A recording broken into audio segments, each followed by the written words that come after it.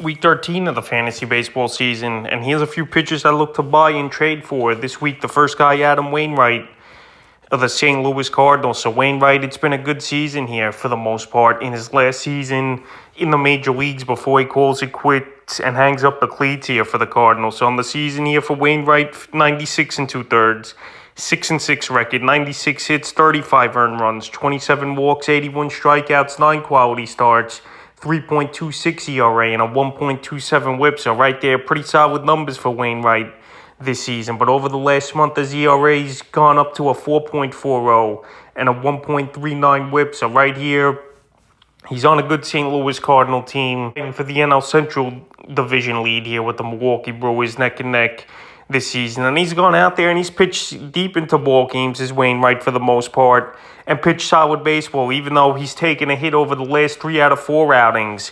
He hasn't done much here as Wainwright. June 22nd in Milwaukee, 4 2/3, 7 hits, 4 runs, a walk, 7 Ks. June 27th versus the Marlins, 7 innings, got the win. 7 hits, a walk, 9 Ks, a quality start. And July 3rd at Philly, 5 2/3 in that one. Got the loss, 4 runs, a walk, 5 Ks. So Wainwright, he's only had 2 quality starts since June 11th now. But I think with this All-Star break coming up, for a lot of guys, we're going to see them refresh and get back to it after the All-Star break here. With 18th, the All-Star break starts here for most teams.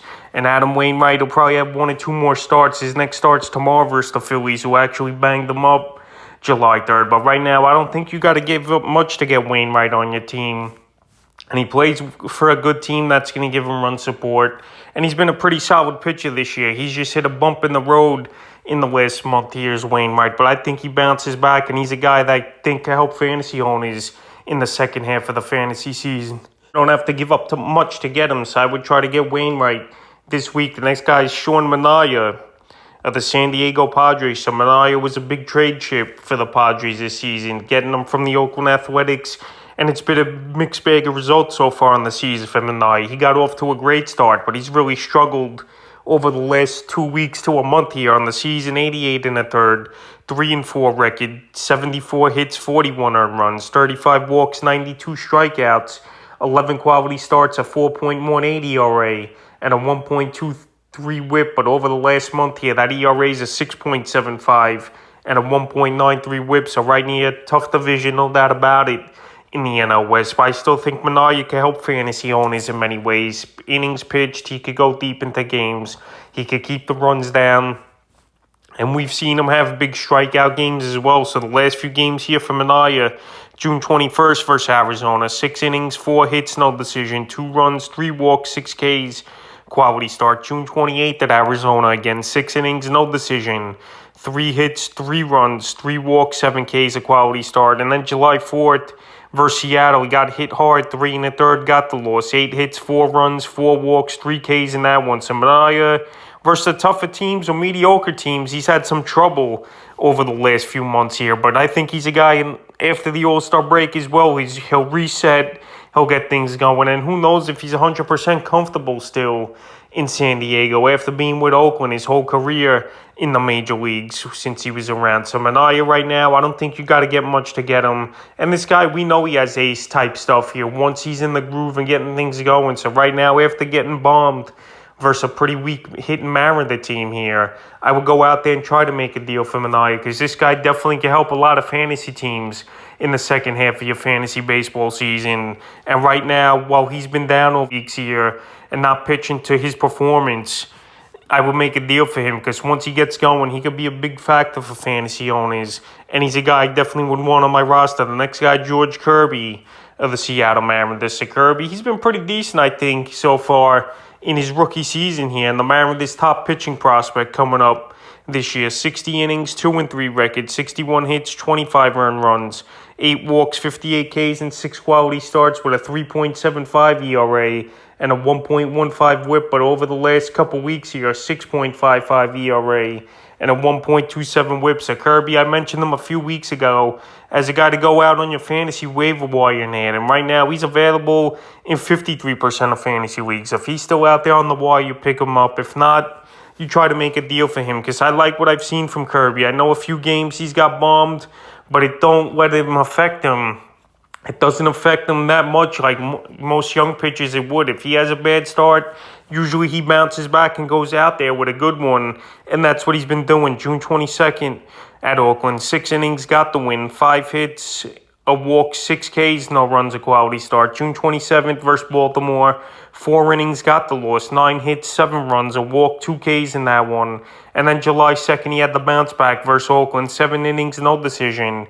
3 hits, a run, a walk, 9 Ks. A Kirby, he's in a pretty good division here where the hitting is light. Besides, obviously, the Houston Astros, the Texas Rangers are a hit-and-miss type offense. Oakland, the worst team in Major League Baseball. And the Angels, they fell off over the last few months here after getting off to a hot start. So Kirby's got electric stuff. I know he's not on the greatest of teams in Seattle, but this guy definitely can help fantasy owners in many ways, I believe, as well. And it's surprising to me that he's only owned in 47% of leagues. If he's out there on the wire, pick him up. And if you want to get him on your roster in a trade, I think you give up a hitter that you've been using on the bench and utility here and there. Because right now, for some reason, a lot of people don't value Kirby. But I think this guy can help a lot of fantasy teams. And he's looked good more times than not so far in his rookie season. The next guy is Eric Lohr at the Milwaukee Brewers. Eric Lohr, he's a guy mentioned to sell high weeks ago.